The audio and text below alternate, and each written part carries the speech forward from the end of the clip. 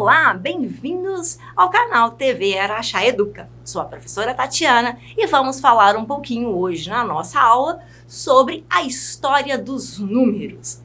Nós já falamos um pouquinho sobre conhecendo a matemática, de onde ela surgiu, falamos um pouquinho que ela está presente em todos os momentos da nossa vida. Então agora vamos conhecer de onde surgiram os números. Mas para conhecer a origem dos números, precisamos voltar lá na pré-história. Para estudar a origem dos números, precisamos voltar na história da humanidade. Lá na pré-história. Lembra quando a gente falou na aula passada que estávamos falando sobre a história da matemática, a história que surgiu na necessidade de contar os objetos? E aqui estamos então. Quando eles tinham uma família muito grande, muitos alimentos e precisavam então fazer essa repartição, eles tinham que contar primeiro, né? Quantos frutos eu tenho? Quando eles precisavam então caçar os animais e dividir em partes. Então essa necessidade de contar surgiu na pré-história. E com isso foram também surgindo a necessidade de formar esses grupos numéricos. Antigamente, eles iam contando como? Com pedrinhas. Então, quando eles saíam para caçar, eles levavam geralmente com eles cordas, pedras, ossos. Então, eles pegavam um ossinho e cada animal que eles iam capturando, eles faziam um risquinho. Olha, capturei um, então faça um risquinho. Ou a corda, eles davam um nó, então eles iam pegando pedrinhas. Para cada pedrinha, um alimento ou um animal. O homem, ele era nômade. Ele vivia de acordo com a necessidade. Olha, nessa parte aqui, os frutos não estão tão legais, já acabaram. Então, eles mudavam de ambiente, eles andavam longos caminhos procurando novos locais. Até o momento que eles perceberam que eles conseguiam plantar, que aquelas sementes que eles jogavam no chão, elas nasciam. E surgiu então a agricultura, que mudou a vida do ser humano. E os homens então passaram a serem sedentários, quer dizer, terem moradias fixas. Começaram então a criar aquela estratégia de vilas, cidades. Com isso, eles começaram a domesticar os seus animais.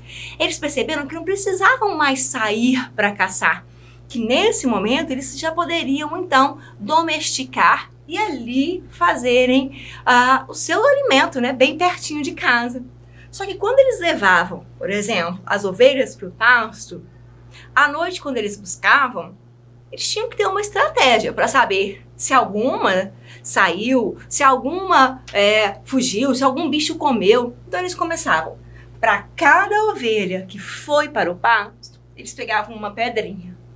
E para cada ovelha que voltava novamente, eles tiravam a pedrinha. Só que começou a ficar muitas pedras. Começaram então a pesar, né? As pedrinhas começaram a pesar no bolso. Aí eles começaram a fazer o quê? Opa, vamos criar uma estratégia. Então agora tem uma pedra maior. E essa pedra maior vale por 10. Então quando contava 10, eles trocavam por uma pedra maior. Isso foram as estratégias que eles foram criando ao longo da nossa história. Bem, passaram-se os tempos e as quantidades elas iam sendo representadas então por expressões. Cada povo, cada vilazinha, cada cidade, né? Ela tinha o seu jeito de comunicar, tinha sua maneira, então, de representar. Nós temos aqui, várias representações diferentes. Nós temos maneiras diferentes de representar a mesma quantidade. Vamos falar agora um pouquinho de cada uma dessas maneiras, né? Vamos falar, então, um pouquinho sobre a numeração egípcia. Numeração egípcia, o sistema de numeração foi um dos primeiros a serem criados. Eles, então, foram criados dentre as coisas que eles tinham, né, principalmente o corpo, as coisas que estavam ali próximo a eles. Esse sistema de numeração está entre um dos primeiros encontrados até hoje. Então, o que eles faziam? Bem, para cada animal, eles usavam, então, um risco, que, na verdade, representava um bastão. Então, um bastão para cada um. Quando eles tinham, então, de 10 em 10, eles falavam assim, 10 bastões ia ficar muita coisa. Então, vamos criar uma outra estratégia. Eles pegaram o quê? A parte do calcanhar. Então, eles faziam o calcanhar é igual a 10. Então, por exemplo, se eu quero fazer 15, eu ia usar 10 mais 5. 1, 2, 3, 4, 5. Essa aqui representa a quantidade 15. Então, aqui nós temos o 15. Bem, para não fazer 11, 12, 13 igual nós conhecemos, eles iam fazendo sempre de 10, de 100, de 1000. Então, passou para 100, eles faziam um rolo de corda. Então, o rolo de corda representava 100. 1, 10, 100, 1000. Para 1000, eles faziam, então, a flor de lótus. Mais ou menos assim. Não tá querendo desenhar bonitinho. Tá? Então, a flor de lótus valia 1000. Que mais? Um dedo apontando. Então, um dedo apontando. Isso, nós vamos ver vários desenhos diferentes. Porque na antiguidade, como eles faziam? Eles faziam geralmente em argilas, em papiros. Então, ficava um pouco diferente. Né? Então, através das escavações. Então, essa representação nós vamos encontrar de várias formas diferentes. Principalmente se formos olhar na internet. Mas a lógica é a mesma. O bastão, o calcanhar, o rolo de corda, a flor de lótus, o dedo apontando, que vale então 10.000. Depois do 10, 100. Então, nós vamos falar dos 100.000. 100.000, então, era representado. Muitos lugares falam que é através de um peixe. Assim, ó. Outros lugares já falam que não é o peixe. Na verdade, era um bichinho assim, ó, que representava um girino. Então, aqui nós vamos ter algumas diferenças, tá? Principalmente no peixe e no girino. Mas significava os 100.000. E claro, quando a gente tem, então, 1 milhão, olha que número lindo, né? Nós temos, então, a representação, geralmente, de um homem. Então, geralmente, ou eles tinham um desenho bonitinho, né? Do homem sentadinho, em pé. Então, mais ou menos, eles faziam com os bracinhos assim, ó, levantados. Não tá muito bonitinho do meu homenzinho, não, né? Mas, mais ou menos, seria isso. Seria o papel de um homem. Então, aqui a gente tem uma representação dos números egípcios. Olha que diferente, né? Que situação muito legal. Mas já pensou se eles quisessem escrever um número 10.000, mentira, vamos supor, 10.987. Já pensou, eles tinham que desenhar um desse, ou agora do 100, olha, precisavam desenhar então 9 desses aqui, eles precisariam desenhar 8 desse e 7 desses. Então, olha que complicado, né? O tanto de desenho que eles precisavam.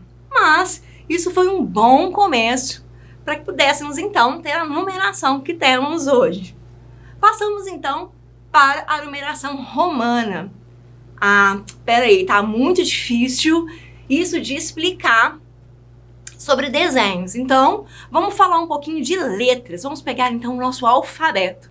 Então, eles pegaram, mais ou menos lá 2.000 anos atrás, o sistema de numeração representado por 7 letras do alfabeto. Então, eles usavam o I maiúsculo, X, C, M, V, L, D.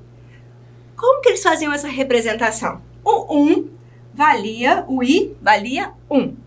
O X valia 10. O C de 100.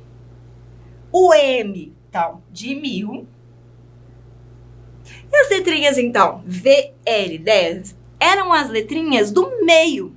Ao invés de eles fazerem só na dezena, centena, unidade de milhar, eles faziam, então, o V valendo 5, que é a metade de 10, a metade de 100, 50. Então, seria o L e a metade de 1.000, 500. Só que esse sistema é um sistema muito legal. Por quê? Eles só poderiam usar 3 vezes a mesma letra. Tudo bem, eu quero o número 3, eu vou usar 1, 2, 3. Bom, eu tenho 3, eu tenho 5. E o 4? Como que eu faço? Olha que interessante. Quando eles queriam o 4, ele não é menor do que o 5. Então, eles colocavam o 1 e o 5, que é menor. Agora, para representar o 6, eu não podia colocar 5, 5, 5, senão seria 5, 10, 15. E agora, o 6. Então, eles pegavam também a letra V, que representava 5, e colocava mais 1. Então, ficaria igual a 6. Viu a diferença? Quando é menor, vem antes da letra, como se subtraísse 5 menos 1. E quando é maior, vai colocar mais 1. 5 mais 1, 6. Então, assim funcionou para todos os números. Então, se eu quisesse o número 543, o 500, D, o 40, mesma coisa. Eu pegaria o 10 e diminuiria, então, do 50. 43. 1, 2, 3. Esse é o número, então, 543. Interessante, não é? Mas estava ficando difícil trabalhar. Eu estou falando de número? Eu estou falando de alfabeto?